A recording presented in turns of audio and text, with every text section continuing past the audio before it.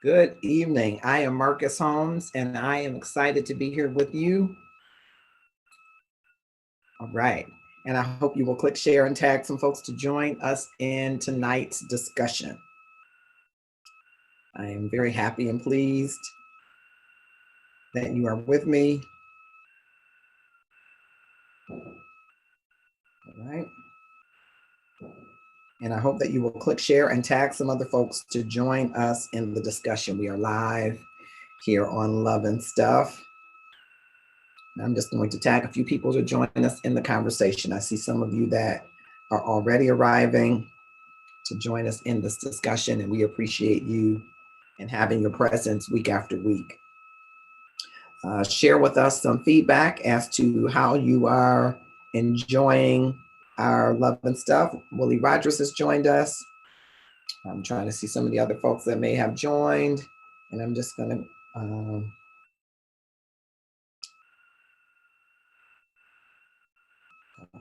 have a few other folks that might join us.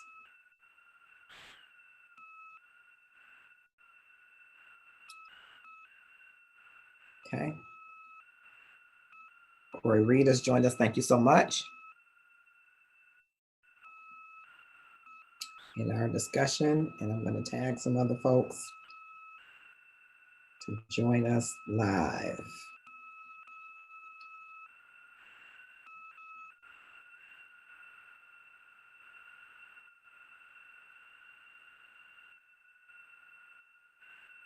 Join us in this conversation live. Let's see if I can get some folks here with us. All right. Thank you for your patience.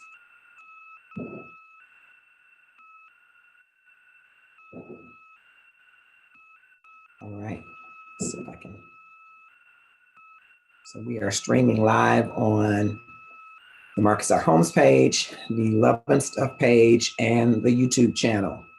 And we appreciate all of you that are watching on any of these channels. Sure we can. Okay. Reginald Stewart has joined us. Thank you so much. If you want to come with me live, I will drop that link in our comments. Hope that you will join me live. All right, wonderful. Live here at Love and Stuff. Can you please tag and share some folks to join us in the conversation? I'm gonna tag some folks to join us.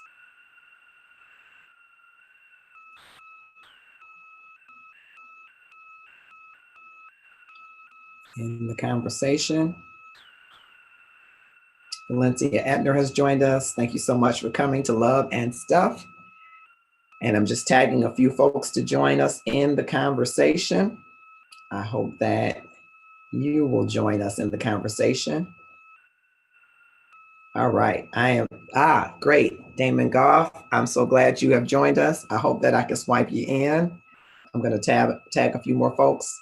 Stick around, I want to swipe you in because you're part of, your post was part of the reason that I wanted to raise this topic today. It's been a very interesting day of conversations across social media, not uncommon given our current climate, but it's been a very interesting day. So I'm going to send you a link, Damon. I hope that you will join us here live on the conversation. All right, just going to tag a few more folks. And I hope that you will, oh yes, a few more folks.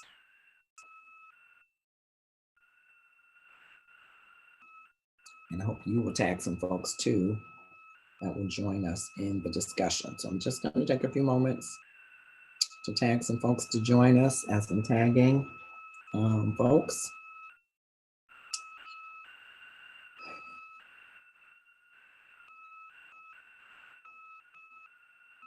All right. Thank you all for coming. Oh, I don't think I got both of their names in there, Justin. And Justin. I didn't know that I had that, Justin. Okay. All right. So I'm going to make sure that I am, let's see, I am going to share this information with you. Copy this link and share it with you right now. Felix Holmes has joined us. Thank you, sir. Hope you will click share and tag someone to join us in the discussion. And I'd be happy to have you join me on the link. Okay, so I got to get my guest swiped in here for a second. One of my guests, he's notifying me that he can see me, but I can't see him. So let's see. All right, I should be able to do it a little more simply this way. I appreciate all of you that are here and those of you that appreciate Love and Stuff. Give me some likes. We try to bring you content that we think that you would be proud of. Thank you, Sheila Boyd, for joining. I hope you will click share as we work to build this audience. And I am going to share this with a few folks to join us. Join us live here.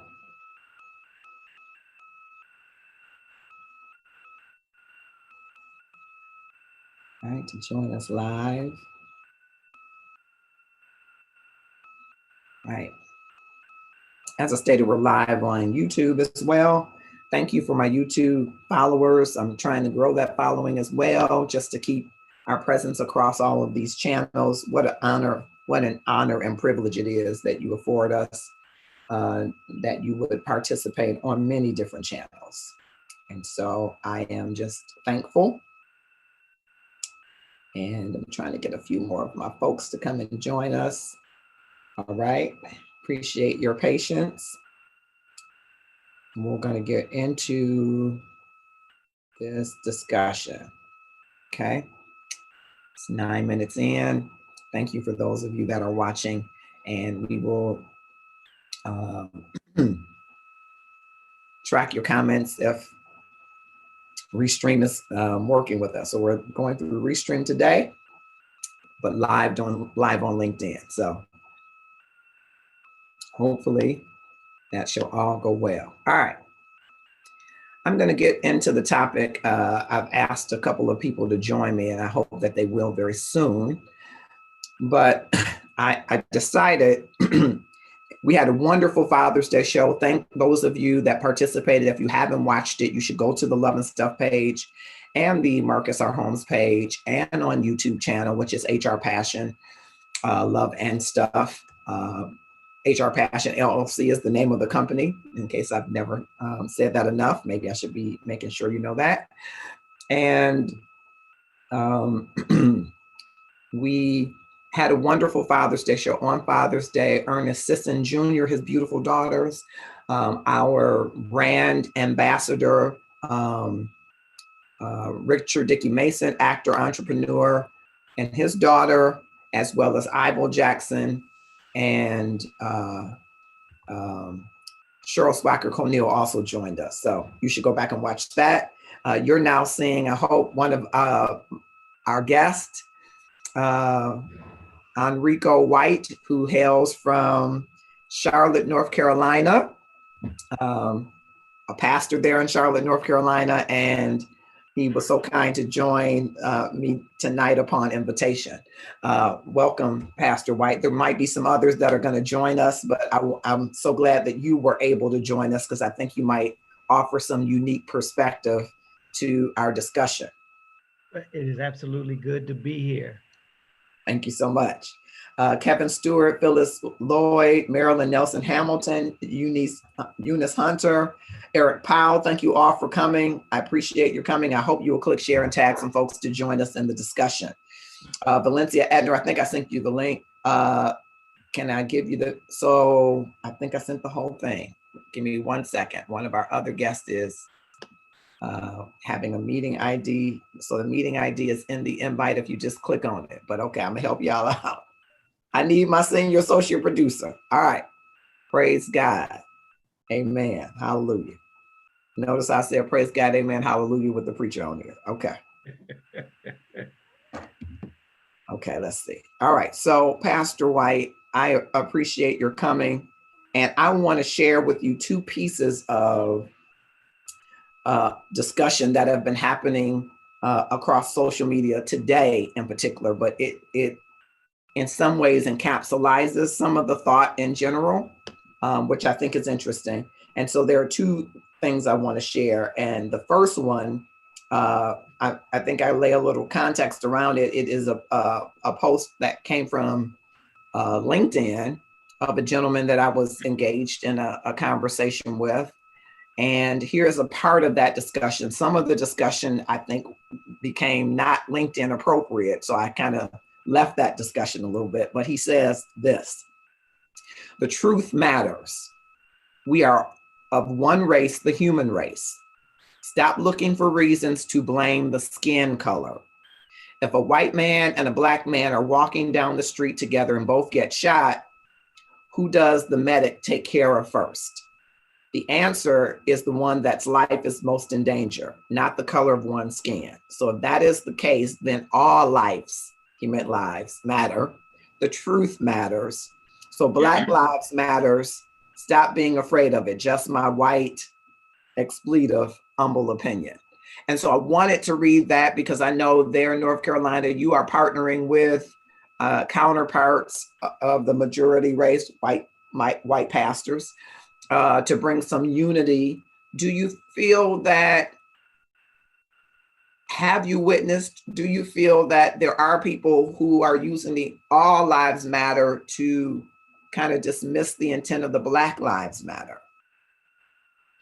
Those who say all lives matter, and we all agree all lives matter, but those who don't understand the context from which we speak Black Lives Matter, can't understand, don't attempt to understand because they've never been in that position.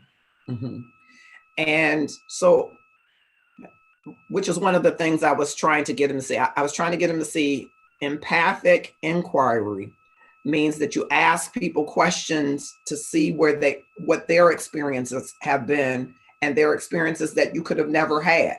So his position was, without regard, there are people that are of Caucasian descent or white people that, hold on, that's not the password. I apologize. Well, there are white people who have been killed by police. So why is it a Black Lives Matter issue? Police brutality is without regard to race. How do you respond to that? How should we respond to that? I mean, the statistics are absolutely overwhelming that by far and large, blacks are shot way more often, if I may put it that way, than any other demographic. And the difference would be the color of our skin. I'm wondering, and I've invited some of our brothers and sisters of the white race to join us, and maybe they will if they feel comfortable enough to do that. I don't know if people are ready to recognize that racism really exists. I mean, Marcus, I was looking on CNN.com just earlier today, and here's the story right here on CNN.com. A restaurant denied service to a Black boy for his clothes, but video shows a white boy dressed similarly was allowed.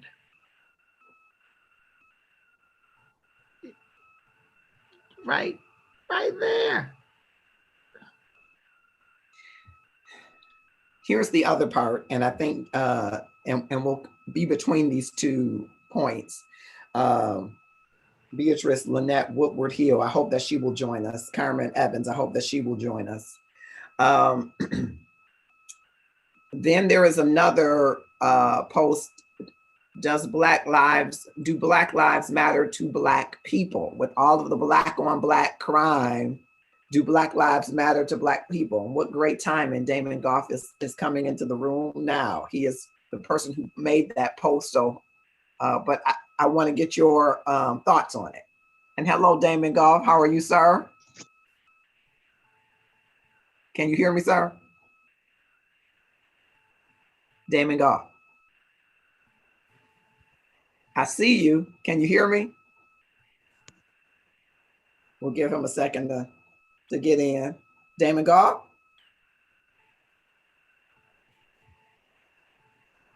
While he's coming in. So what do you say about that? Even here in Charlotte, just yesterday morning, on Beatty's-Ford Road, west side of town, which is predominantly a Black area, a shootout had taken place. I didn't see the update today, not sure if it was gang related or what it may have been, but there were hundreds of shells found, 5 of us killed and several others injured.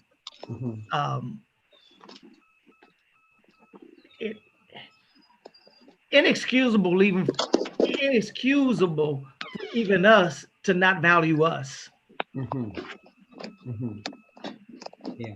Do I have an answer for why these things happen? I'm not sure I have an answer for that, but we've got so much pent up emotion, so much pent up anger, so much pent up energy that, violence is the language of the unheard. And they're crying for attention, crying for power, crying to find the place to belong, even if it's done in negative ways. Yeah. Damon Goff, I think you're situating yourself. Can you hear us? Can you hear me? Yes, sir. I can hear you, Marcus. I'm trying to get set up here. I was having trouble logging in with the information you gave me for some reason. So I just decided to do it here on my phone. I was trying to do it on my iPad, but nevertheless, I'm in.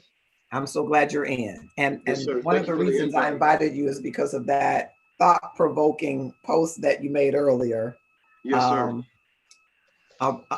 I want to make sure that you have the space to articulate that thought, but the way it landed to me is, do Black lives really matter to us? And I don't know if the dominant or if the majority race, if they would understand that and not use it to invalidate the argument that Black lives ought to matter to them. And so I wanted to hear from you, because I agree. In your post, you said a Black life is a Black life worth saving. I agree. I'm just not sure that the approach and the nuances and the nexus of both are the same, even though they may seem to be a common denominator. So your post was about, do Black lives matter to us? And so share with us a little bit from that post. Okay. I just want to bring it back up here just to make sure. As I stated to you, and pretty much just to everyone that did respond. I'm sorry, 1 second. I'm just.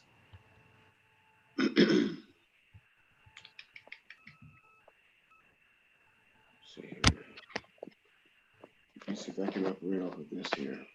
Can you still see me? I can still see you. Okay, great. Yep. And I pulled it up too. I'll read it. I'll just read the post. It was question for the masses. If Black lives matter and we say it loud and proud when it involves police brutality, so why doesn't it apply to Black on Black killings? Right. So here's my the point that I was simply trying to make is this.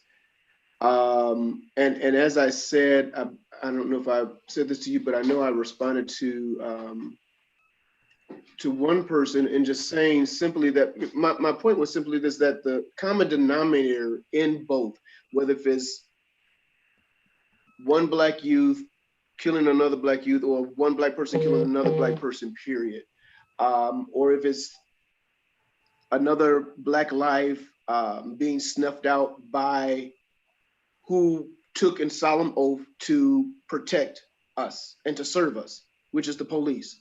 Mm-hmm. So I understand that that's where the Black Lives Matter slogan, originated from, back with Michael Brown, and when all of that started happening, and then it just, kept going from there. But my point is simply is that, again, the common denominator is Black lives being murdered senselessly. I don't care if it's from a police officer or from your fellow brother. I'm just saying, I guess I'm at a point now where I'm just tired of all the killings. So yes, we're protesting and we're marching. My wife and I joined my brother, who's the pastor of Revival Tabernacle there in Highland Park, and we did a protest, a very, very peaceful one. It was a protest march that happened last Friday. Mm-hmm. And we marched about 3 miles to over from City Hall there in Highland Park, Mm-hmm. over to Hamilton.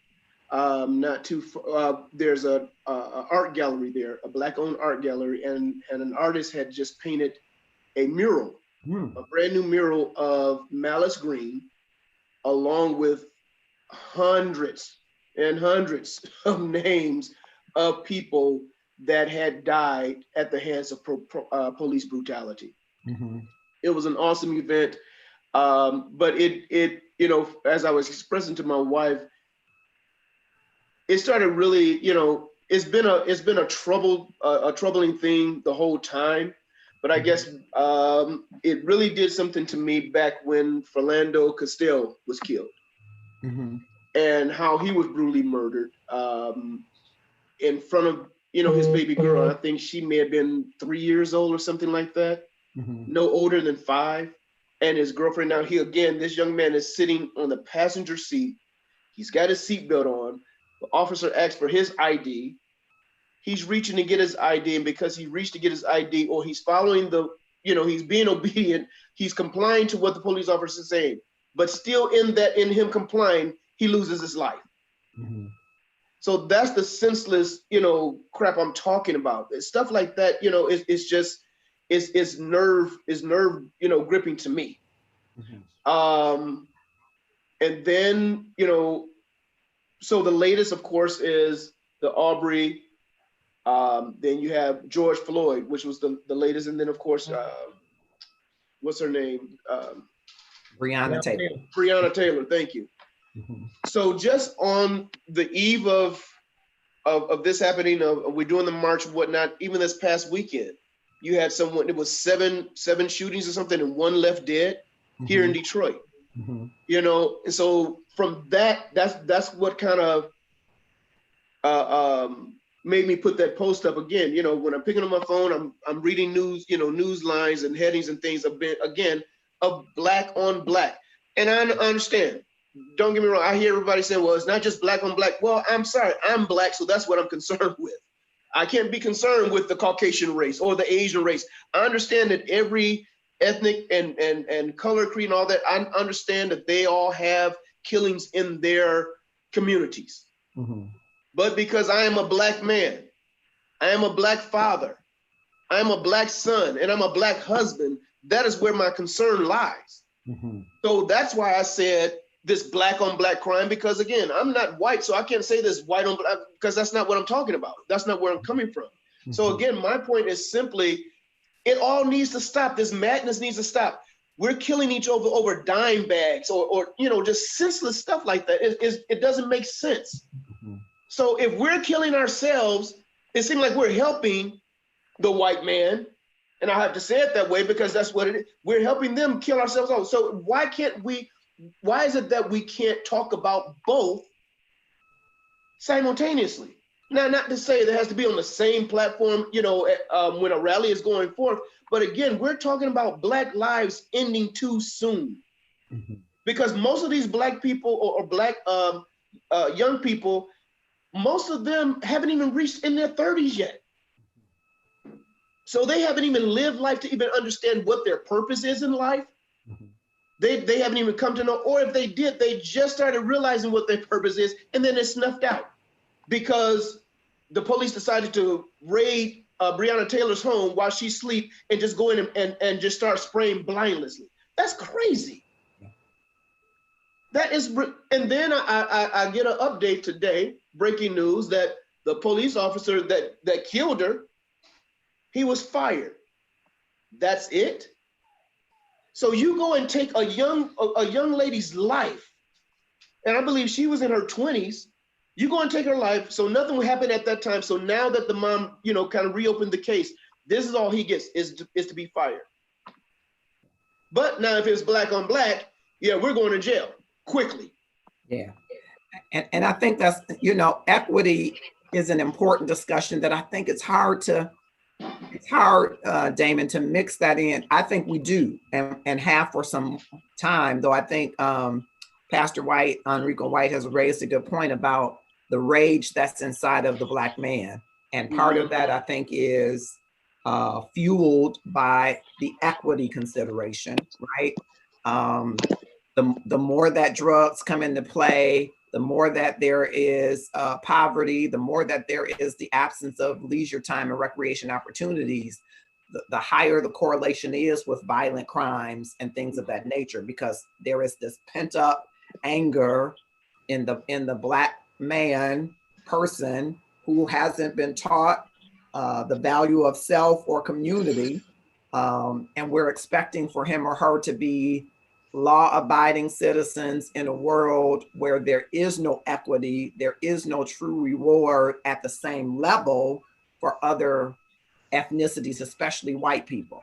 And so I'm wondering if we have that discussion around, and I think you're right, it is, we got to stop the killing, but I think they're two very nuanced discussions, because one is steeped directly in racism, and one seems to be in part driven by a contributing factor of racism. All of it is a part of the systemic racism. Mm-hmm. Absolutely, all of it is a part of I can't even say it again. Systemic racism. I mean, as I think about, again, here in Charlotte, which is a city now a little larger than Detroit, with similar situations that are going on. If you were to look at where there are largely populated African-American Black demographics, public transportation is more difficult, more challenging.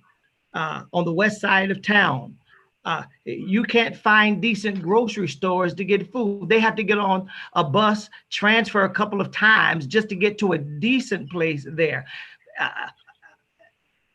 Mobility, upward mobility in Mecklenburg County, Charlotte, North Carolina, is one of the lowest for Black people in the country.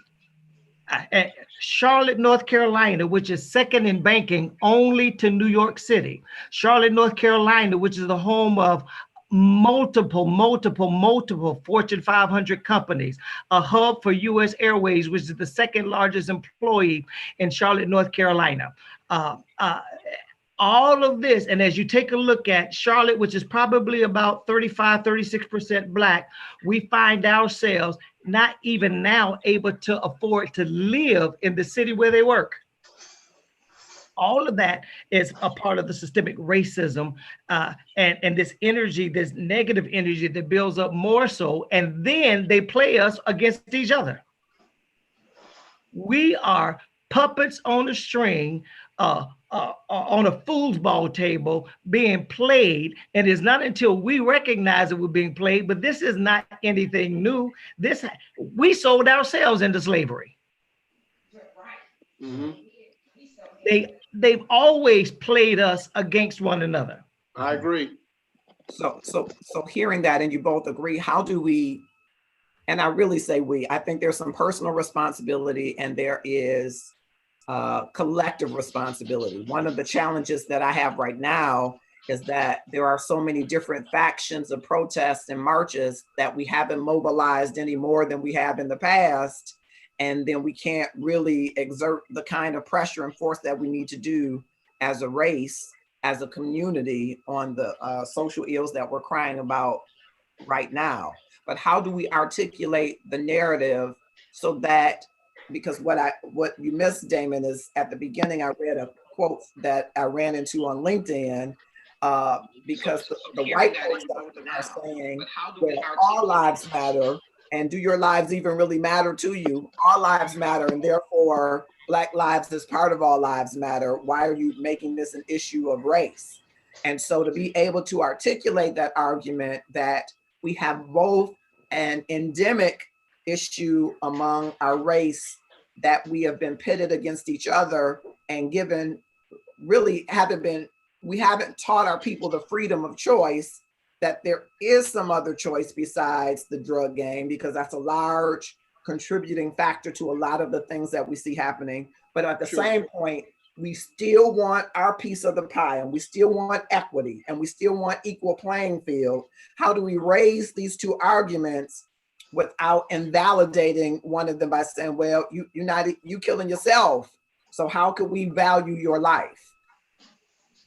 Glenda Horton Manning, a lady who I just absolutely love and adore here in Charlotte, has said something to me some years ago that her mother or her grandmother used to say to her.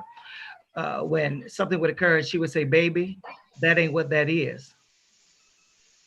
What you see and what you hear isn't really what the real issue is. Sometimes we are so busy putting bandages on the symptoms that we never really even get to what the real virus is. We're so busy applying medication to the runny nose and to the cough and to the headache that we don't ever address what the real issue is. We make noises about all kinds of other things, but never get to that one voice as to how do we get to the root of what the real issue is. Mm-hmm.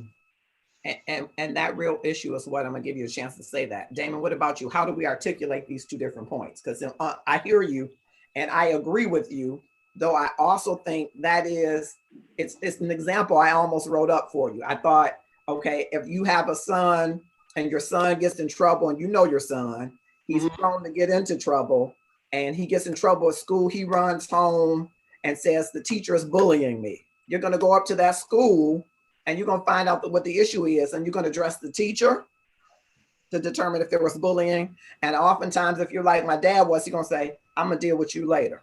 Right? I'm gonna handle what's internal, but I'm gonna make sure I go up to make sure that what the establishment is doing, what the structure is doing, is treating you equitably and fairly. Correct. And so I know we got an in-house problem, right? We got brothers killing brothers. We got brothers beating sisters to death. Yes. We got domestic violence that has gone up the roof. Yes. We got children that cannot read. We got children that cannot, that are left at home to fend for themselves. They're raising themselves. We got a plethora of things that we need to address, deal with, and maybe not later, but deal with as an in-house deal with. Sure. To me, there's a whole structure that we have to build to do that we let go when we said, no more do we need street lights, and no more do we need neighborhoods, and no more do we need Black clubs or community, because that's us who moved away from that beloved society when we all cared about each other. That's us, right? And we allowed the drug game to be the biggest game in town, and our sons got into it, and our daughters are in it, dating the drug dealers, all of that, right? Right. But I don't want that to invalidate a real argument that disproportionately, when it comes to the justice system and law enforcement, we are treated disproportionately poorer or more harshly than our white counterparts. I don't want that to be lost on us because we say, y'all need to take care of home. But the home is still in a world that is not equitable. So how do we raise both of those points? How do we attack both of those points? You know, I would say that it starts with a mindset. And I think we need to, go back and have these talks in our communities to our young people and even their parents, because as you said, nowadays you have young people pretty much raising themselves. So they're not coming out of anything structured. They're coming out of broken homes, and where all they know is, I need to sell drugs, or I need to do this to make this money so I can get up out of here. Or it just becomes their lifestyle and their way of living, period. Because they saw their dad sell drugs, they saw their grandfather sell drugs, they saw their uncle sell drugs. So it's in their mindset is, this is what I've got to do too. This is how they made it. So this is what I grew up in. So this is what I know. And I have friends or associates, if you would, that are like that, that I've had these conversations with. There was a time I was out there, selling and dealing, whatever, but because of my upbringing, as the Bible says, train up a child in the way that they should go. So when they're old, that they will not depart from it. So because I'd had that structure and I had that training, I knew where to put on the brakes and, and detour and come back the other way, go back the way I know to go. But there are a lot of young people that don't have that. They don't have that privilege like you and I have. They didn't have the father to say, hey, I'll deal with you later. No, their father was, that person who created or made the offspring and then sprung off. So they're left there, feeling abandoned, feeling unwanted, and things of that nature. Go ahead. How do we address that mindset? Because I don't think that we want to leave it up to the person that doesn't have the mindset to somehow gather it. And one of my concerns, and maybe either of the two will address it, I don't know how it is in Charlotte, but here in Detroit, years ago, they called it white flight, Pastor White. We have black flight. We have Black folks that no longer live in the city and their churches no longer worship in the city. Therefore, there's no connection to the community. You got people who have a church in the community and 80% or upwards of their folks don't live in the community. So where is their connection to building a community that you only go to worship on Sunday to? I call it black flight, that not as many people still are invested with their dollars or their time in the city that they were reared. And I don't knock people that's chosen the suburbs, but we can't really change the mindset if we're not going to come to the inner city and have those conversations. And I don't know what it's like in Charlotte, but I think that's part of the issue, Damon, for some, not everybody.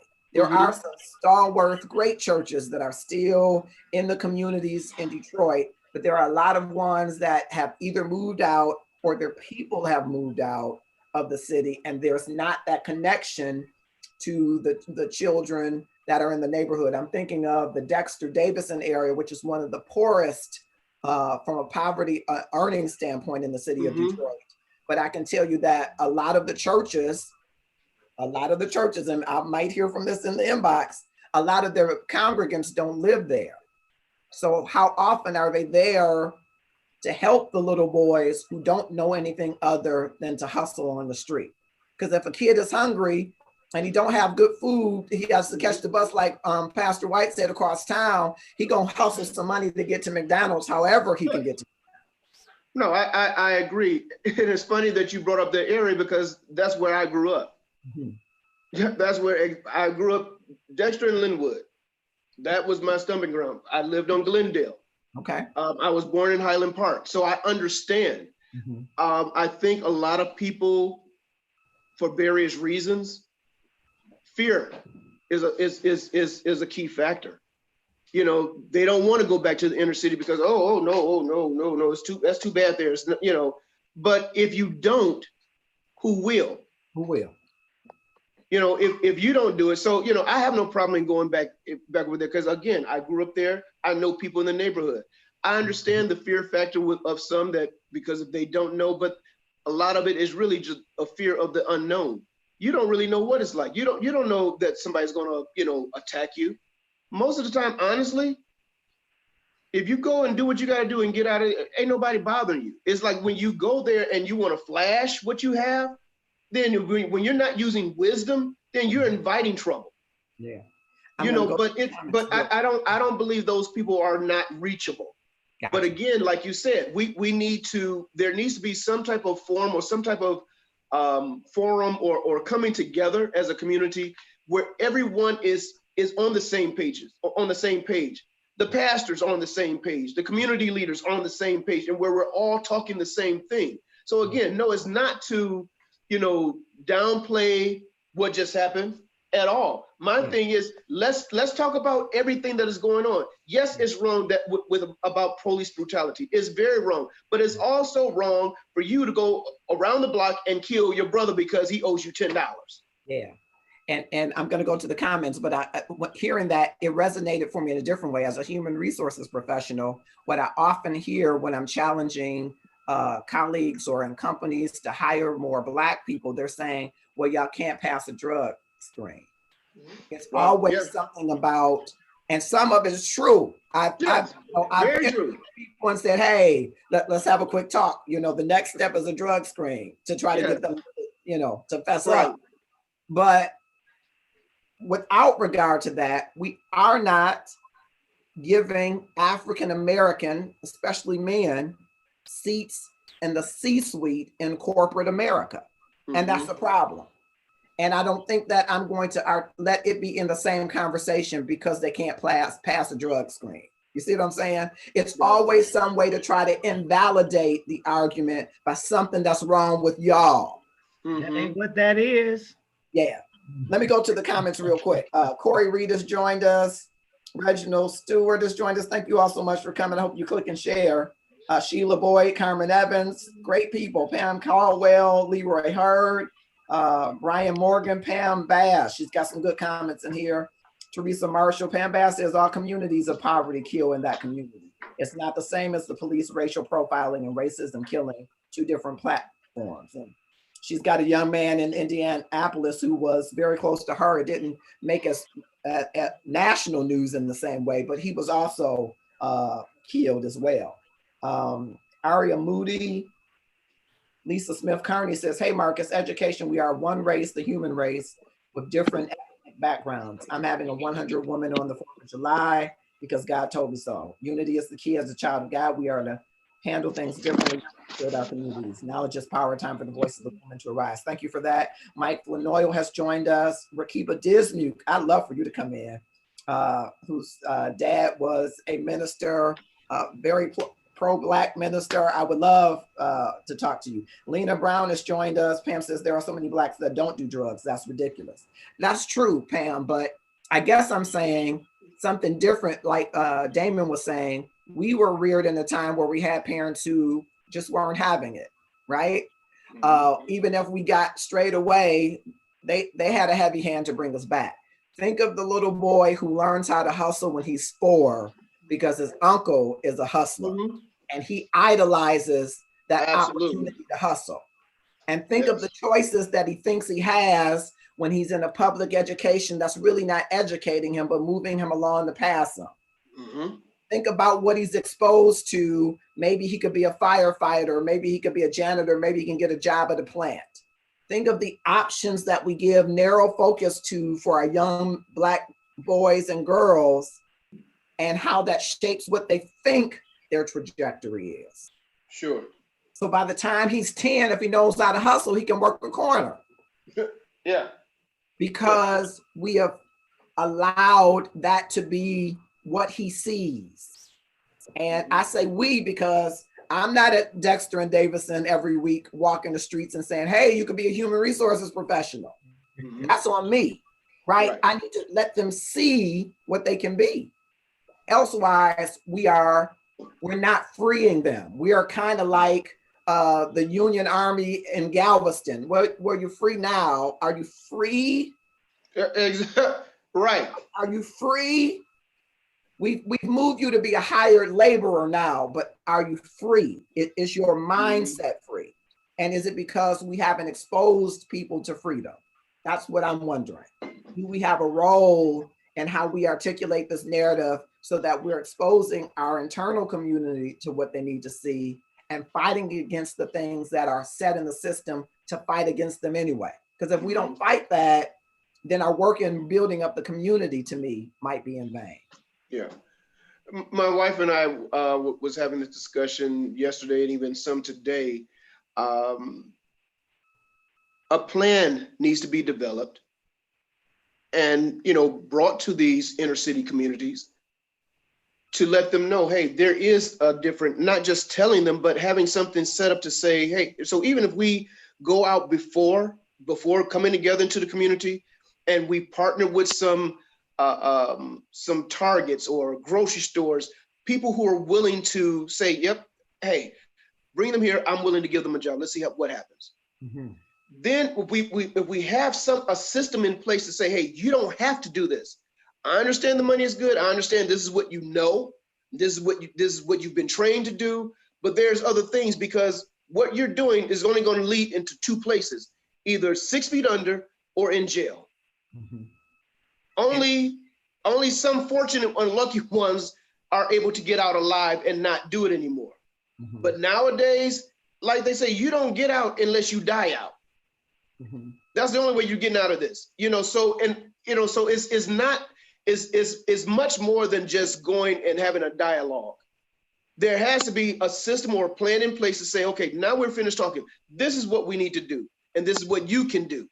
Mm-hmm. If you follow these steps, you can be here. I've got somebody I can take you to, introduce you to, that's willing to give you a job. Are you willing to work? So now it's back in, now the ball is back in their court, where a lot of them, they'll think about it, because there was a young man that was in need of a job. Mm-hmm. He said he needed a job. This pastor knew the owner of a well-established store. Said, hey, fill out this application, you can have a job. He brought the application back, had not filled it out. Asked him why. He says, because you know what? I make more money than this out on the street. So why do I need this job paying me minimum wage or a little bit above minimum wage when I'm making X amount of dollars an hour? It doesn't make sense to me mathematically. Mm-hmm. You understand? So again, like I said, it has to start with kind of reprogramming, mm-hmm. kind of wiping out the hard drive of everything that's been put in their mind, mm-hmm. because it starts with the mindset, because their mindset is survival.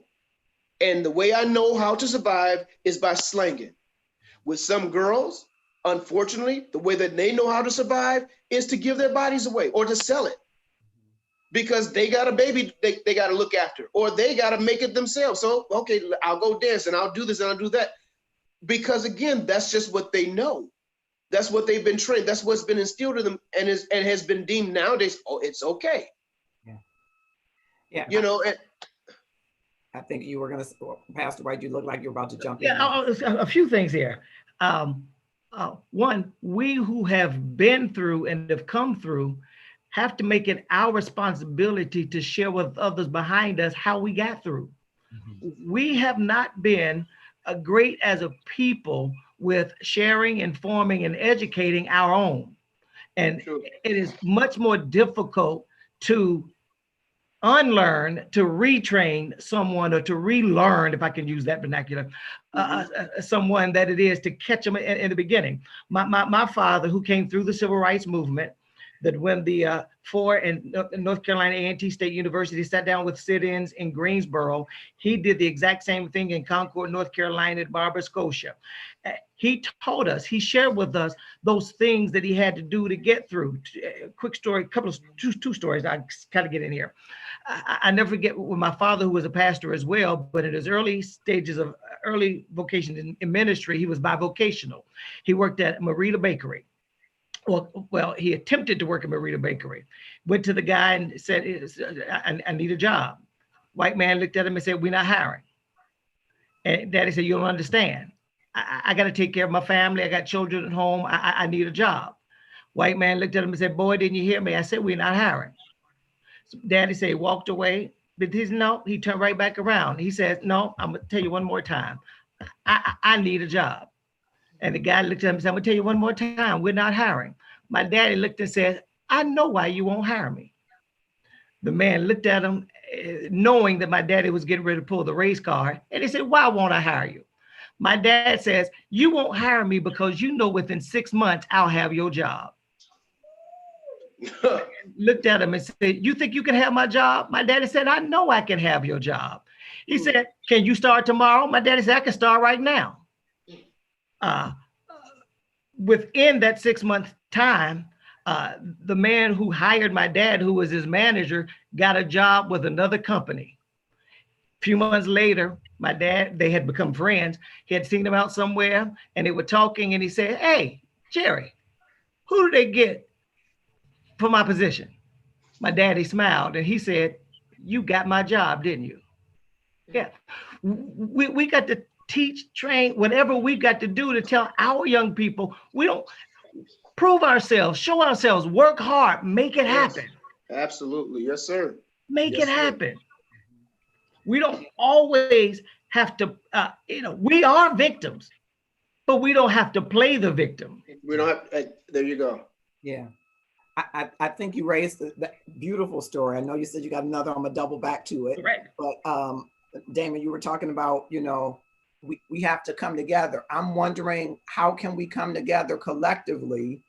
I see some variances in denomination for churches that might, that people might allow to keep them separate instead of seeing it as the opportunity to mobilize.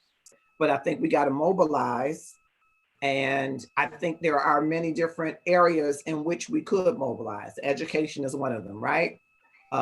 For Detroit, Tech Town is another one, right? There are millions of dollars going into Tech Town and none of them geared toward the African-American community. Not one Tech Town or technology school has been built relative to all of those dollars for African-American students. But I don't think they'll give them to us if we're not organized, if we don't mobilize. Mm-hmm. And so what do you think we can do in the way of mobilizing, either of you? What can we do in the way of mobilizing? Because I think that's it's an important first step. I know that there are people who are saying we need to work on Blacks.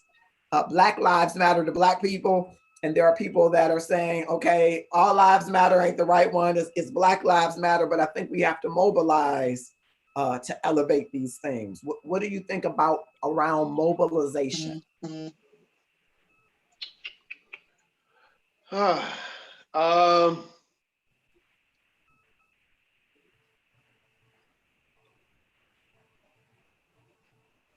Again, I say it starts with a plan.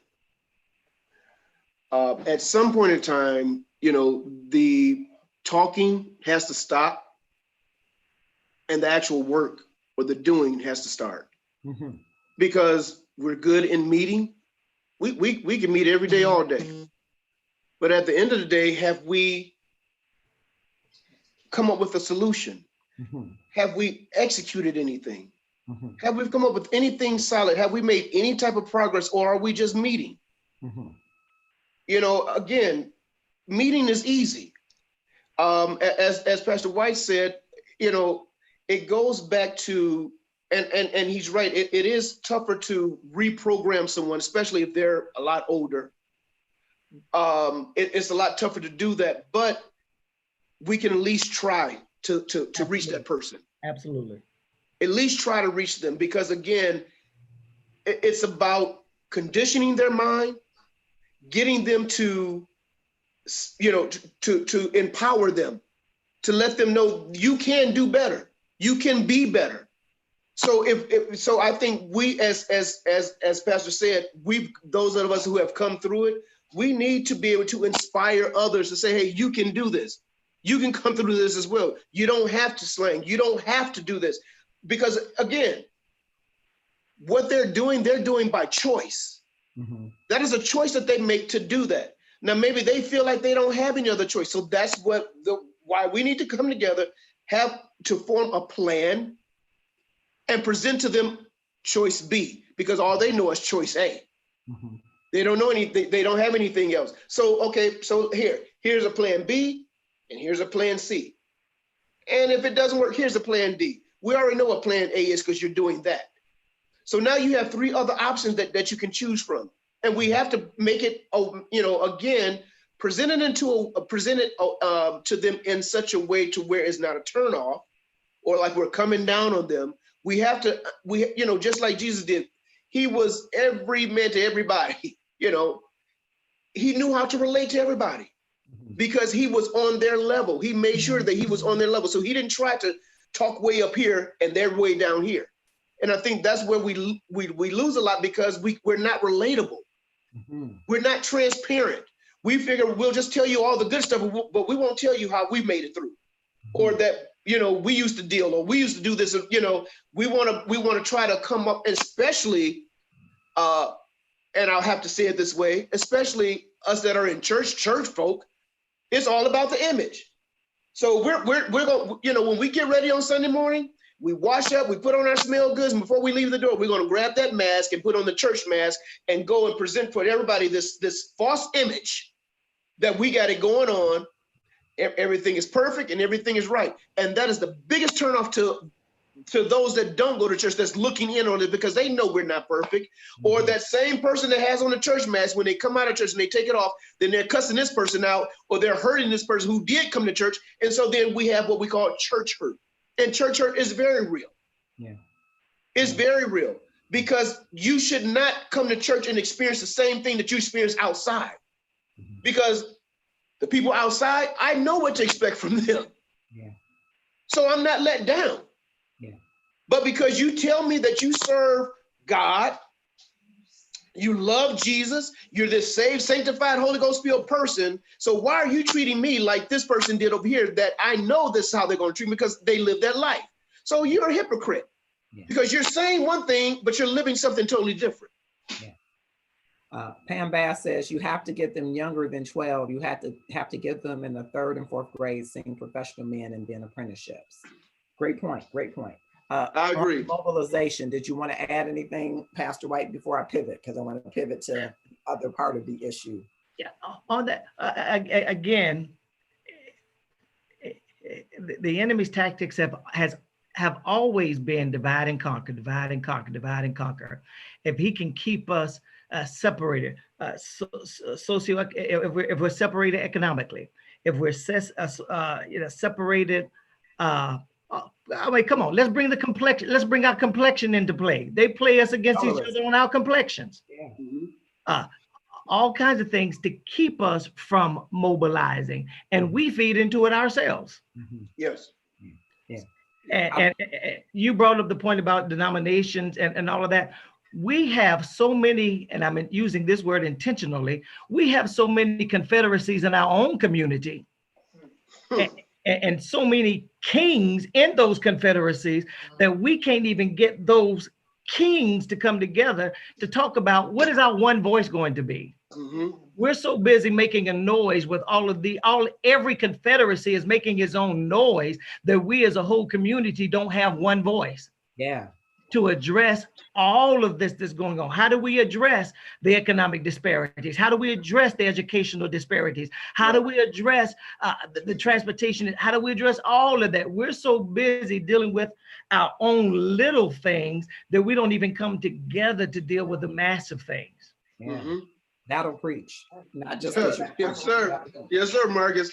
Yeah. I'm pivoting a little bit because I want to go and Damon, you missed the opening. I was on LinkedIn and a gentleman had a comment in a discussion thread that I was in about All Lives Matter, which has been a sore spot among many African Americans. Yes. About the All Lives Matter. So I want to ask you all some questions or some statements, and I want to get your response on some of them, okay? And Tabitha Goodner has joined us. I'd love to have her come on in. Okay, so many of the people killed had criminal histories. When someone is speaking about people that were killed, and they say many of the people killed had criminal histories, what do you say to that? Rayshard Brooks. Well, first of all, even before we go there, they will dig into anything they can to try to justify their actions. Come on. They will try to assassinate the character of the one they killed just to justify. At the time that the killing took place, at the time that that murder took place, they didn't know anything about his background. He could have been a saint. it just so happens he had a background. But at the time that that incident took place, he was just another black man. Mm-hmm. He was a black man sleeping in his car in the drive-through. Wow. Damon, anything you want to add about that? Many of the people killed had criminal histories.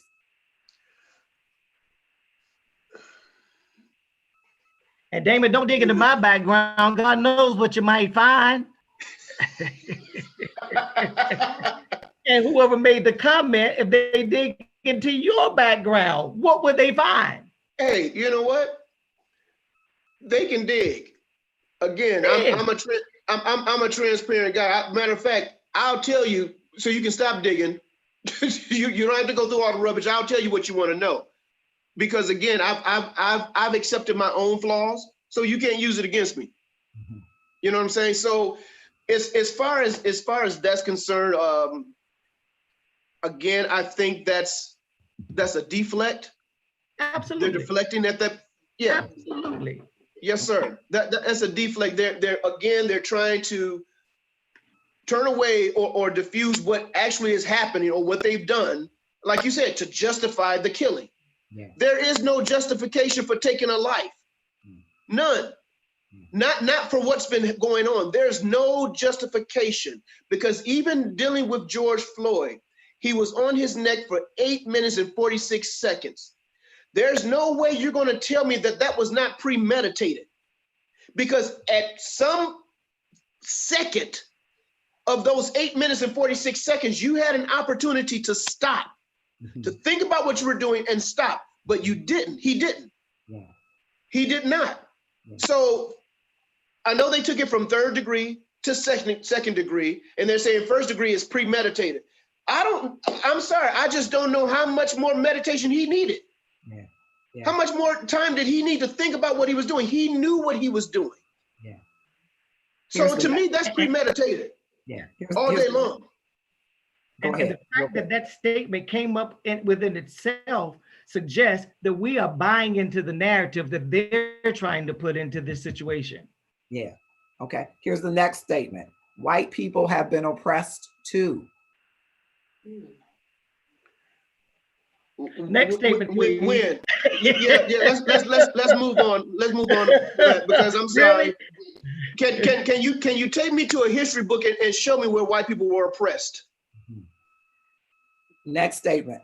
Thank you. If people just followed the law, they'd be fine. So anyone that was driving, they were doing the speed limit, but they still got pulled over. A while ago, if you all remember, there was a lot of black profiling. Profiling because you were black, so they would automatically pull you over. I've been a victim of that because of the type of vehicle I had and because my windows were tinted. But again, now I didn't do anything wrong. I had my letter from my eye doctor to say that I needed the tint on the windows. I was not driving fast. I was a law-abiding citizen, but I still got harassed. Matter of fact, the police officer said, "Is this your vehicle? Whose vehicle is this?" I said, "Excuse me? It's mine. I work."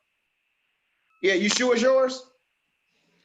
It could have escalated, but I know me, so I had to kind of bring myself down because I started getting real irritated that you're questioning the type of vehicle that I have, that like I'm not supposed to have, a good vehicle or a nice or up-to-date vehicle, that all black people are supposed to be driving a hoopties. Come on. Yeah. Come on. So, stuff like that. I'm sorry, Pastor, what'd you say? I couldn't hear you. No, go ahead. Let me cut you off. But things like that need to stop. No doubt.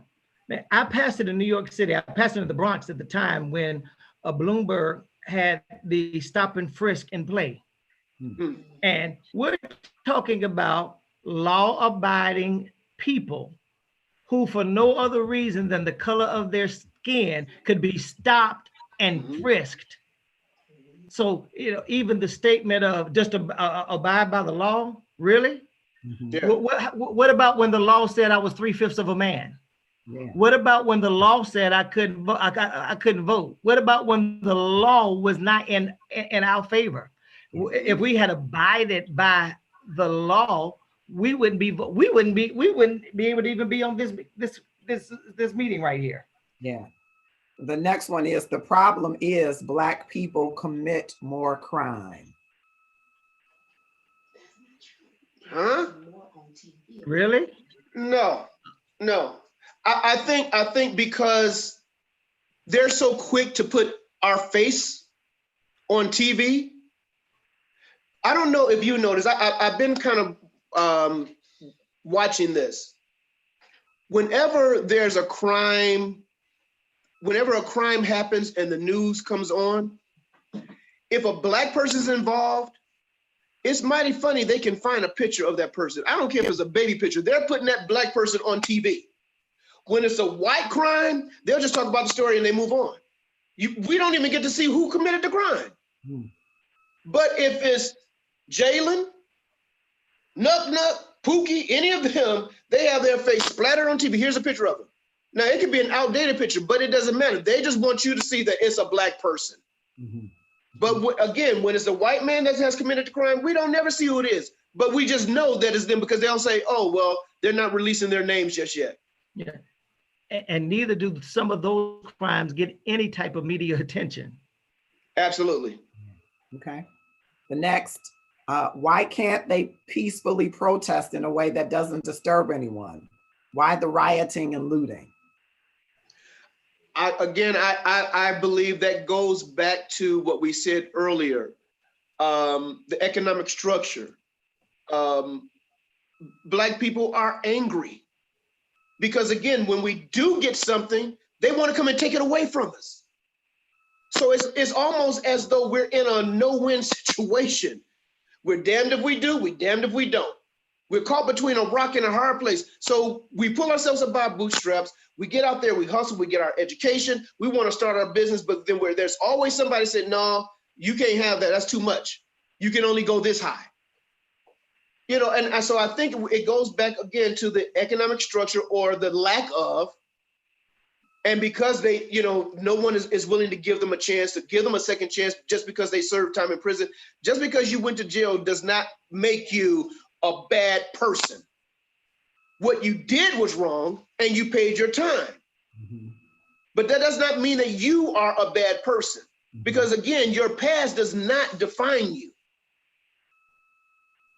So I think because of that and all the anger, and like I said, going back to Rosewood, to Tulsa, all of that, there's a lot of anger. So when the white man wants to keep putting his knee and his foot on our neck and keep us down, and they don't want us to progress, that angers us even more. It's like, okay, why? Get your knee off my neck. Let me go. I can do this. Yeah, I think I shared with Pastor White on another occasion. I was upset that the president, this president, y'all president, chose to do a rally in Tulsa on Juneteenth. Does he realize what Tulsa was, what it represented? And so that you would have the mitigated gall to go there, that you would be that audacious to say, I'm gonna do it in Tulsa, which happened to be the place where the Tulsa massacre happened, which happened to be a community that was built up by Black people. I'm gonna do it on Juneteenth. And that was intentional. That was intentional. Say that again, Pastor. I said that, and that was intentional. He played to a base of folks. Amen. Absolutely. Yes, sir. But even going back to that anger and to that hurt, I talk about, and I do this in premarital counseling quite a bit, the differences between men and women generally. Little boy, little girl, both fall, skin their knees. They pick up the daddy picks up the little girl, pampers her, takes care of her. Little boy feels the same pain. He skins his knee. We tell him, oh, suck it up. Men don't cry. Pain is pain. And if we don't teach how to positively express or release pain, it comes out in negative fashions. We as a people don't know, we've not learned how to positively release pain. And when we have an opportunity to release it, it comes out in violent manners. And I'm not justifying the behavior, but it is what it is. It is what it is. It is what it is, Pastor. All right, the next one, how come other races don't protest? Yes, they do. The KKKs they march all the time. They're always recruiting. Have you seen all the Confederate flags going around NASCAR things right now? They don't protest? What about gun violence in Black neighborhoods like Chicago? Where do the guns come from? Well, where do the drugs come from? Where do the drugs come from? Where all of this stuff, again, they put it strategically and systematically into and pin us against each other. Yes, sir. Yes, sir. And Yes, the sir. one that gets me the most is, and this is the one that I heard today, so it's not just some cliche. I heard it throughout the thread that white privilege isn't real. White privilege isn't real. It isn't real. No, what's not real is Black privilege. That's what's not real. That's not real. Okay. I'm sorry. Whites did not have to. They did not struggle like we did and like we are now. They just didn't, and they don't now. Now, a lot of them, again, God has given every human being this one thing, and that's the freedom to choose. That's right. We have a choice in whatever we do in life. We choose to do it or not to do it, be it bad or be it wrong. We have a choice. And most of us, we make a lot of hypocritical decisions. We all are guilty of that. You know, but so to say that whites are not privileged, some of them have made choices because let's say their parents are well off. Well, I don't want that. I want to make it on my own. Well, that's a choice you made.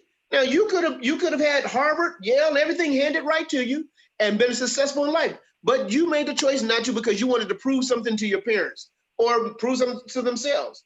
Now, I understand that every white person or every white family is not well off, but it does not compare at all to the struggles that we've been through for the past 450 years. Yeah.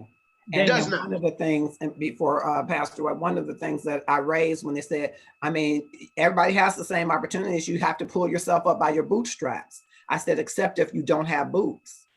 Amen. If you don't have boots, you can't pull yourself up by your bootstraps. I've heard Dr. James C. Perkins say, fool, we didn't have no boots. That's why we sung about, I got shoes in heaven. We didn't have any shoes.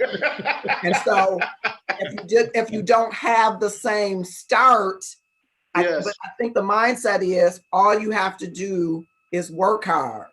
And work hard is important. But if you don't have the same educational opportunities, the same access, your choices are limited if you don't have access to the suite of choices that are available. And that's what equity is all about, right?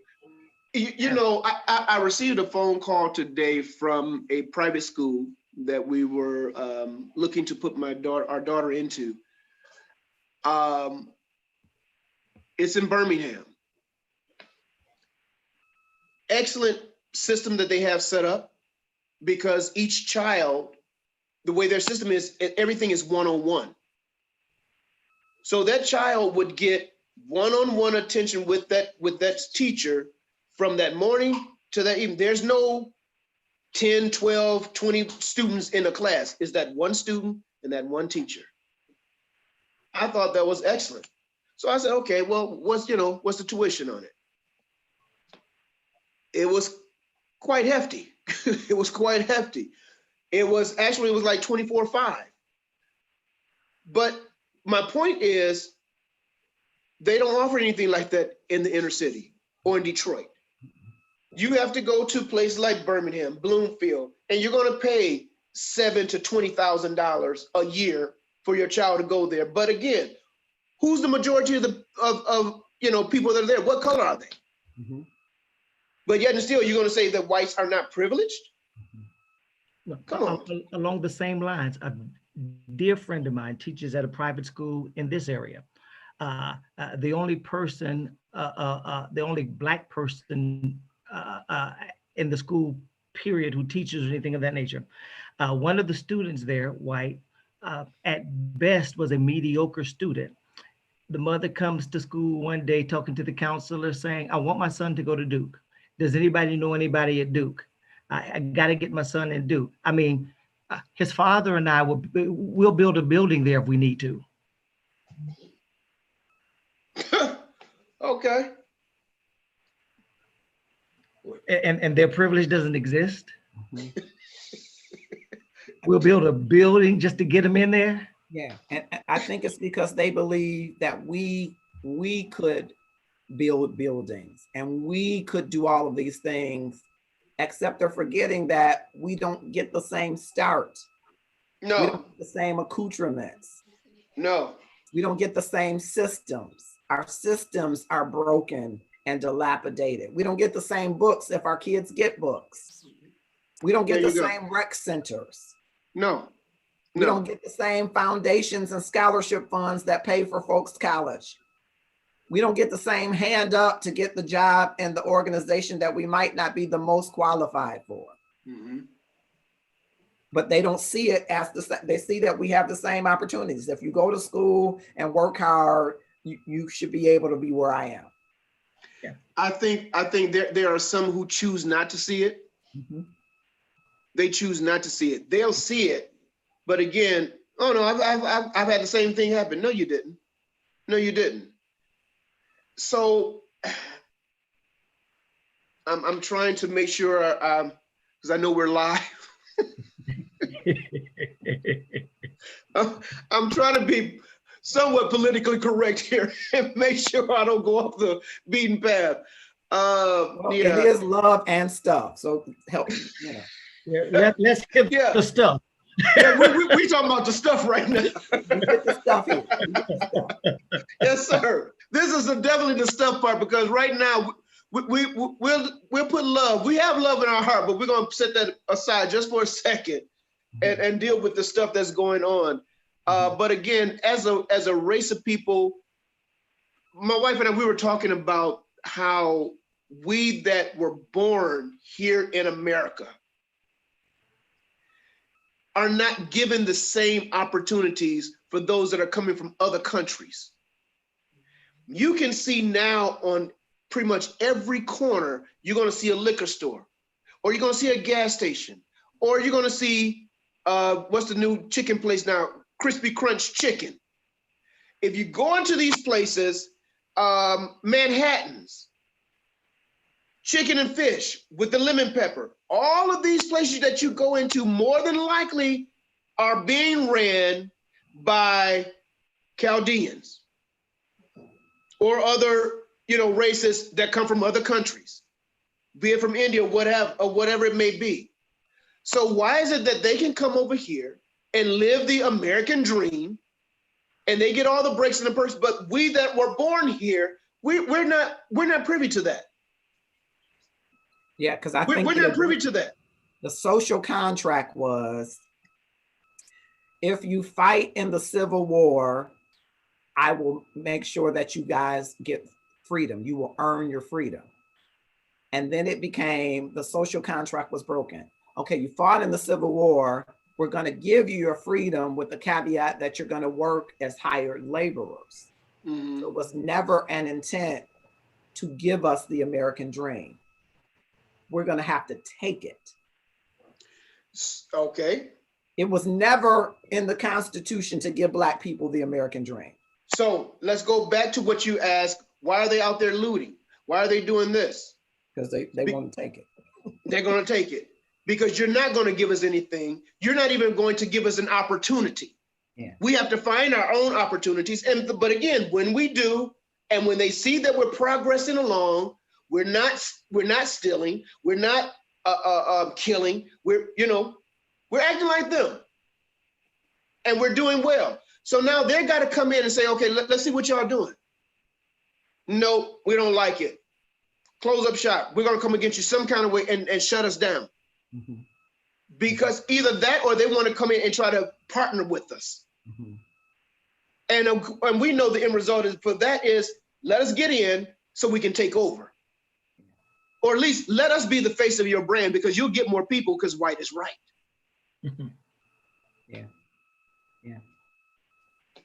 Yeah, I wholeheartedly believe that. I also wholeheartedly believe that, as you've heard, people characterize them as the colonizer. They are colonial, and we are communal. And to me, a colony is about the front that you build to look good, and something that's communal is about the spirit and the strength within. And when we forsake the strength within our communities, we get to being like the colonizer. It's about what we can build for other people to see. And I think we got to get back to being communal about what's inside of the community, what's inside the spirit of our people, to connect our people back together. I think that's what we've forsaken. I agree. I agree. Again, it goes back to what I said. Just as the three of us are sitting here talking, there are some key people in our cities, in our states, that we can reach out to. There's as I was telling you earlier, Marcus, there's a gentleman that I will be reaching out to. His name is Jason Wilson. He has, I believe it's called Adullam. Yeah. And are you familiar with that? I'm familiar with Jason. Yeah. Okay. Yes. And so I understand, because and I found out. Well, I knew I've talked to Jason in the past, but I found out new information yesterday from my post that someone had made mention of his name and saying that, you know, in Detroit there's a young man by the name of Jason Wilson who is an advocate for the fight against black on black, you know, crime and stuff like that, which I didn't know. I knew he had the Adullam with the young boys and mentoring them and teaching them self-defense and karate or whatever that he does, you know, which is huge. And he has them at the right age, because I believe a lot of them are maybe like junior high, high school. And so he's mentoring these young boys, you know, and I mean, it's a great program. A lot of people are, you know, matter of fact, there was a scene in the TV show This Is Us that they stole from him and what he was doing, you know, and they premiered it on their show, you know, and it got a lot of rave review and made the news and everything, you know. But I will be reaching out to him to see how I can be a part, because again, as I said earlier, it's not enough just to be talking.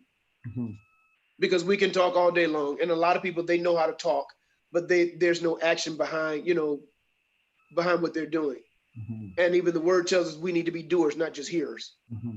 So, you know, there are things that we need to do to try to be a help, to try to find a solution, you know, and I'm willing to do that, because I have a lot of young men that come, you know, that I mentor, that come to me and ask me for advice. So I know that there's a need. There's a need, because there's a lot of young black boys that don't have fathers. Matter of fact, they don't have anybody in their life as far as a strong male figure. So they're winging it. They're trying to learn it as they go. Because again, as strong as black women are, a woman cannot teach a man how to be, teach a boy how to be a man. Just can't. She can teach him different values and things of that nature. But when it comes to being a man, you need a man to teach you how to be a man, or to show you how to be a man. So I think, you know, and that's a passion of mine. And that's, you know, so that's what I'm going to be doing. I'm not going to just spend my time, you know, posting on Facebook or being on someone's page and we're talking about and never doing anything. You know, so that's what I plan on doing. That would be my contribution to what's going on now. And Damon, right there, you answered part of the question, the part of the mobilization question, even right there, but by just simply saying, hey, this is a brother who's doing something. I'm going to reach out to him to say, hey, how can I be a part of what's going on? Yes, sir. Yeah. And to that point, for you, Pastor White and Charlotte, you're also reaching across lines. Tell us a little bit about what you're doing with Pastor Brown's church, a little bit about that. Greg Brown is an Episcopal priest at Holy Comforter Episcopal Church, Park Road, Old Money side of Charlotte, who end of last year started attending our men's fellowship at the request, at the invitation of one of my members who's a county commissioner, and has really become a really strong part of our men's fellowship. A few weeks ago, he reached out and said, "Hey, I've got a couple of men in our church who would love to join this fellowship." And he was very intentional on who the two gentlemen, who they were. He said, because, even within my congregation, the majority of the men are not ready for this. He said, but these guys are really about social justice. These men are really about, and they've come together. They've joined in with us for the last several weeks. We've been meeting, of course, now by way of Zoom on Mondays, and they're hearing firsthand from Black men who, and there's no holding back on how we feel. There's no holding our tongues about anything. They get to hear firsthand from us how we feel about things that have been going on. We're passionate, but we're passionate, but we're not coming across as threatening. Mm-hmm. They hear our passion. They receive our passion, so much so that when we had a Black Men United March in Uptown Charlotte just last week, several of them were part of the movement. So we're reaching across, realizing and understanding that mobilization, one, we need to do it within our own community, but then to really have a change that's really going to be substantive, we've got to reach out to others beyond us as well. Mm-hmm. Mm-hmm. Yeah, I think that's key, because we still have people who don't. Now, you're right. There are some people who don't want to acknowledge that white privilege exists, but there are some who want to learn and who want to be a part of a movement to unify us across races. It's not everybody, but you start somewhere, hoping that those that have voices among those that are white will be able to convince and evangelize them, if you will. So I think that's excellent that you're reaching across to have that kind of bridge. Do you think there are other pastors in your area that will follow that? I really want to believe that is the case here. We do have, I tell you what I and I don't know Steve Furtick personally, but Elevation is major movement here, major ministry here in Charlotte. And he and John Gray just recently had on YouTube together talking this very issue right here, that when John Gray reached out to Steve Furtick to say, "Hey, bro, we need to talk." Mm-hmm. And, here is this powerful Black preacher and this powerful white preacher saying, "Hey, we got to come together." Mm-hmm. And I really think that it takes seeing others do it that make even more realize we got to do this. Mm-hmm. Mm-hmm.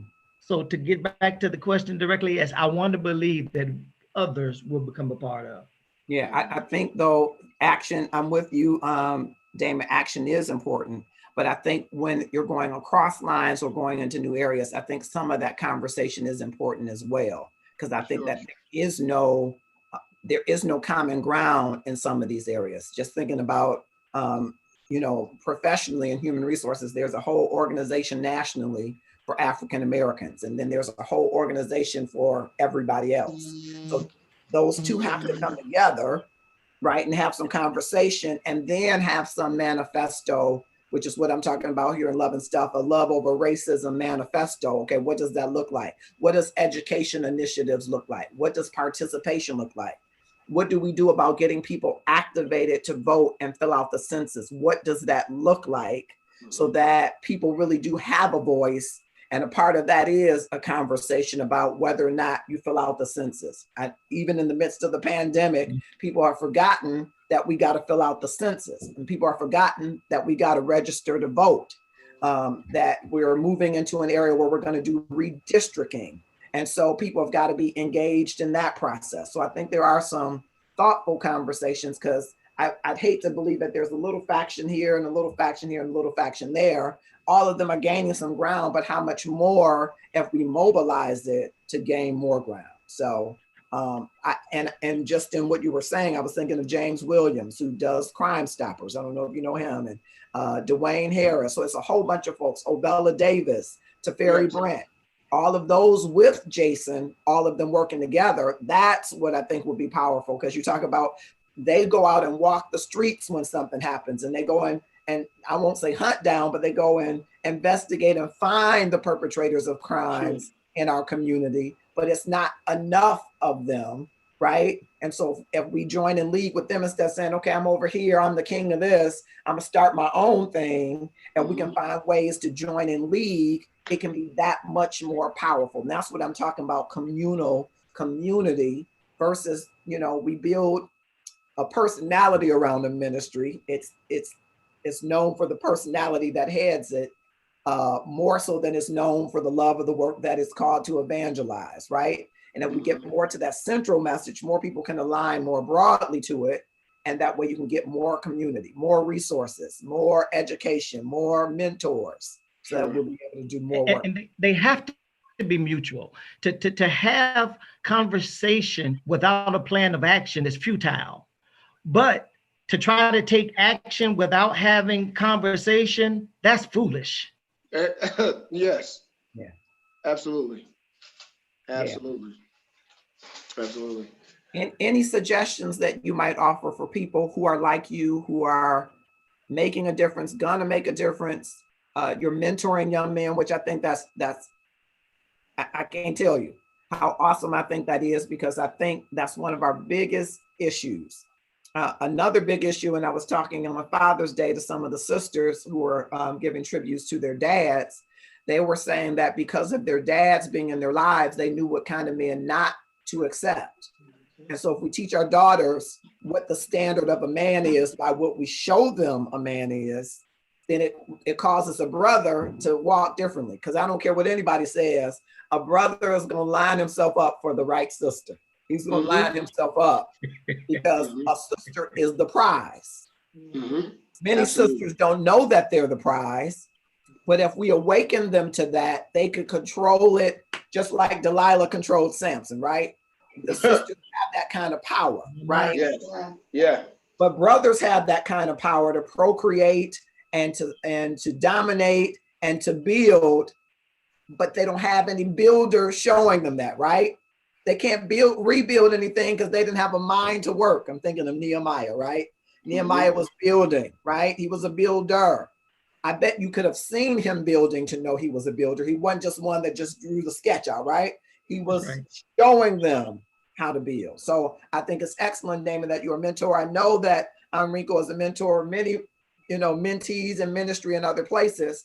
What would you tell other people who feel like, I'm just one person, there's nothing I can do for Black on Black crime or white lives matter or all lives matter? I'm just one person. That's again, you have to start somewhere.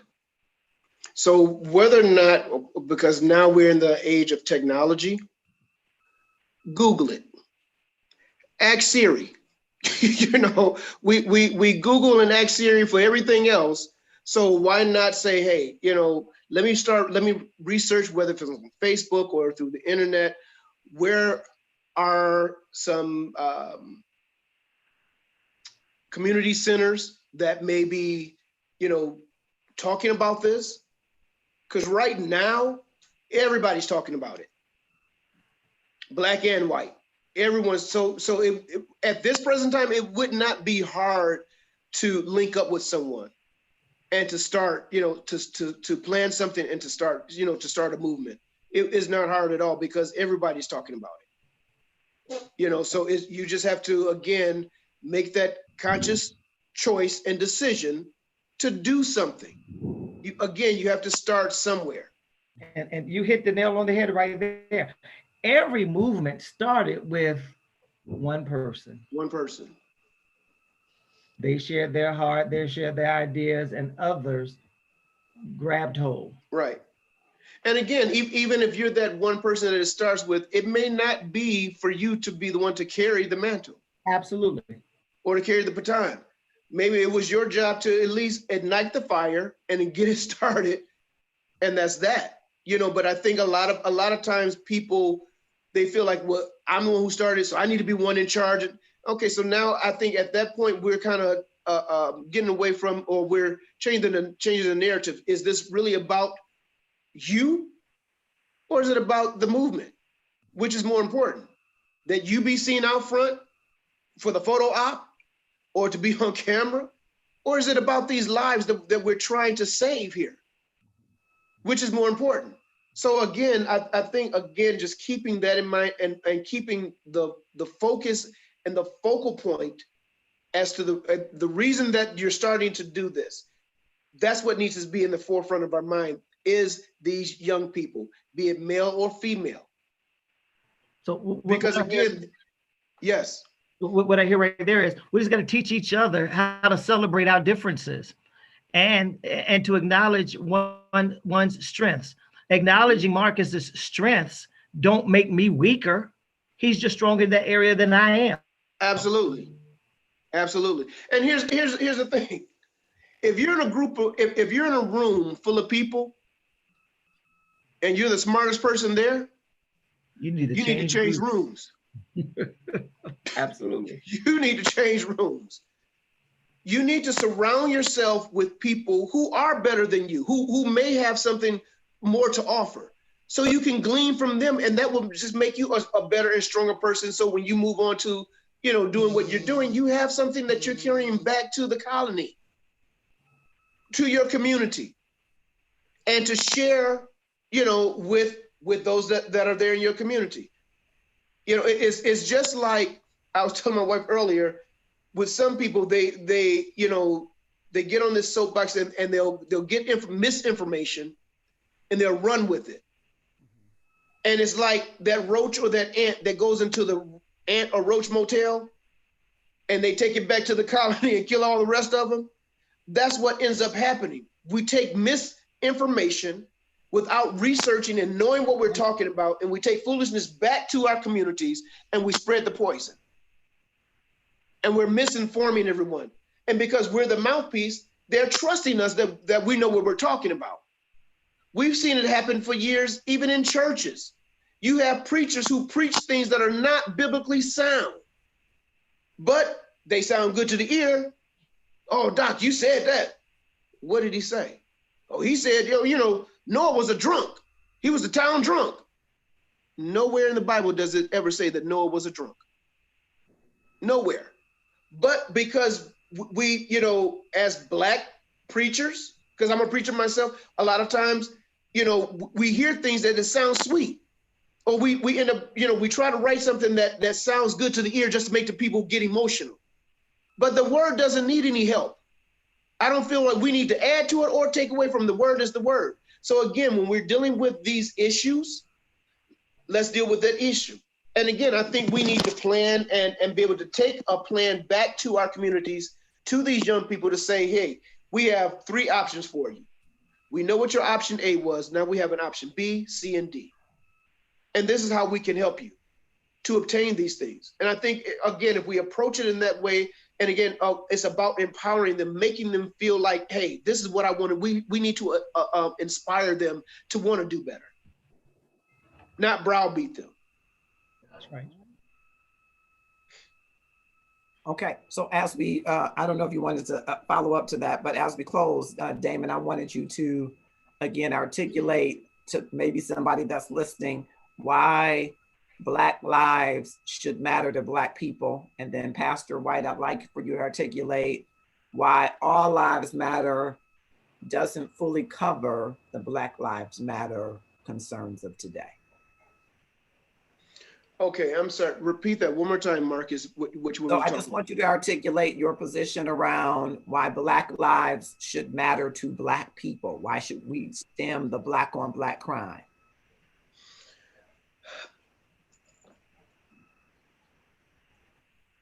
I believe that it's time for us as a people to become unified. We came together, and I think it was a very powerful thing that even other races joined in on what's going on now, dealing with the George Floyd and things like that. But even if there were no whites, we still need to come together as a race of people and not have that crab barrel mentality. It's time out for that. Just because this person has made it, you know, then if we see them they're doing good, what we want to do is pull them down. Then another thing that we have a problem that I see as a race of people, we don't like to turn around and help the next person come up. We figure I made it. I pulled by myself. I did by myself. I did this. I pulled them up by my own bootstraps. I'm sorry. Somewhere along the way, somebody helped you. Somebody did. I don't care if it's just one person. You got help somewhere, even if it was just information. You got help. So we need to turn back and reach back and start helping those that we see that are trying to do the same thing. Black lives do matter. They will always matter. They mattered back in the Bible day. It's just to the other races that they don't really matter. Again, to my post, to the defense of my post of what I was saying, again, whether if it's white cops killing blacks or black people killing each other, it needs to stop, period. The senseless killing, and that's the underlying thing I'm saying, the senseless killings. Now, I understand, and being a police officer in the line of duty, someone's life may be lost. If a criminal act is going forth, I understand that. But not when you're purposely killing us senselessly. It's not about just containing us or restraining us. When you put us in a chokehold, and if I'm saying I can't breathe, let it go. Handcuff me, take me on down to the station. But in their mind, nope, I got you. This is another black person that we can be rid of. And again, a black male, because again, we are the ones who populate and repopulate the earth. It comes from the black seed, from the black male. So that's why, okay, let's rid them, because if we rid the black males, then there won't be any more populating. So yeah, black lives do matter. It has always mattered. I think us as a race of people, we need to wake up and realize that we do matter. Mm-hmm. We matter. And again, it starts with the mindset. Because you do have a lot of people, a lot of younger people now with these new millennials, they don't even care about life, period. So, hey, I don't care about my life, so why should I care about yours? Yeah. And that's their mindset. Yeah. And again, it goes back to the mindset. Okay. Thank you, sir. Pastor White.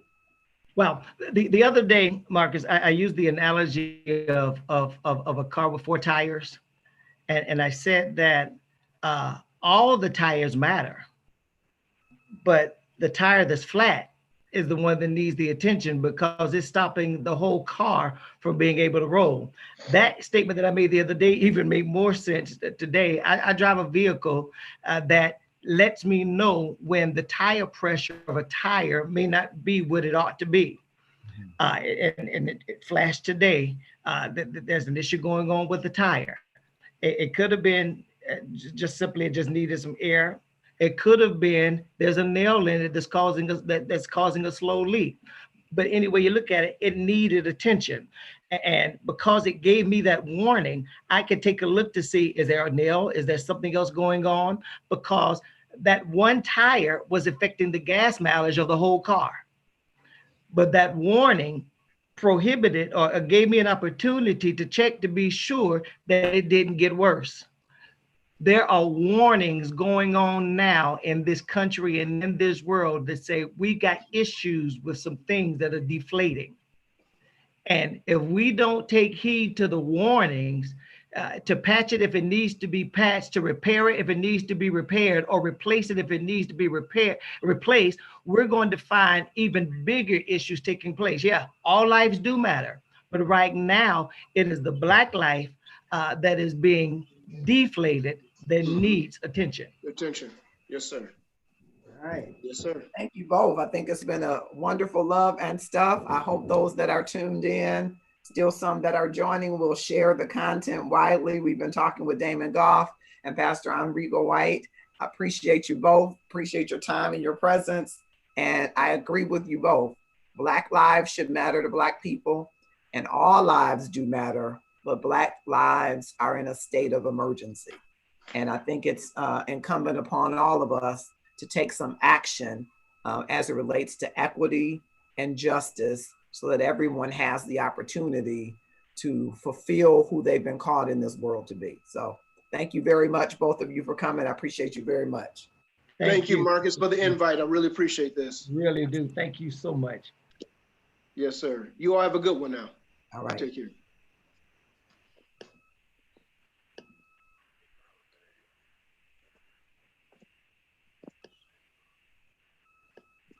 All right, so those were our guests today. I appreciate them both Damon Goff and Pastor Enrico White joining us.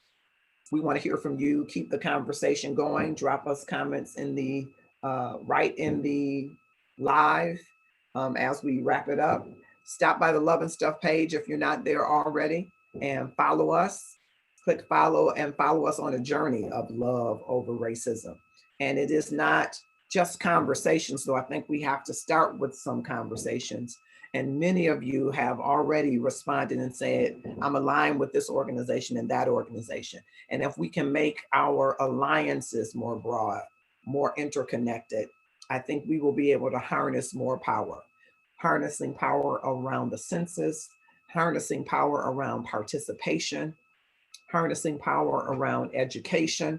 All of these are important initiatives that you and I need to get involved in if we truly believe that Black lives matter to Black people, and that while all lives matter, that the Black life is in a state of emergency and at greater risk than any other life that we are seeing here in America. It is a state of emergency and crisis. And I hope that, I know that you are sensing and feeling it, but I hope that it will propel you to some action, that we can be love over racism, and that love is action. Love is not just being. God is not just being. He is the very essence of love, but he is in action. He is in motion. He is setting things in order, and those things that are in disarray, he is rising up champions that will bring them into order, that the kingdom of heaven is at hand. And so if we want to be in that image of love, we've got to be in action. And that action might be your block club, right? It might be the school where you work or volunteer. It might be the mentorship, if you're like Damon or Pastor White. It might be the mentorship across congregations that are multicultural. But there has to be action, because there's a whole cauldron of people who believe that all lives matter, that white privilege is not real, and that this Black Lives Matter movement should be just turned inward to our community. But if we're part of a beloved community, a part of a human race where we should be have equity and justice, be on equal footing with everyone in a country who broke its social contract with the Africans that came to America and their descendants, that there would be freedom that we have not realized. We're going to have to mobilize. We're going to have to strategize, and we're going to have to activate our plans to achieve love over racism.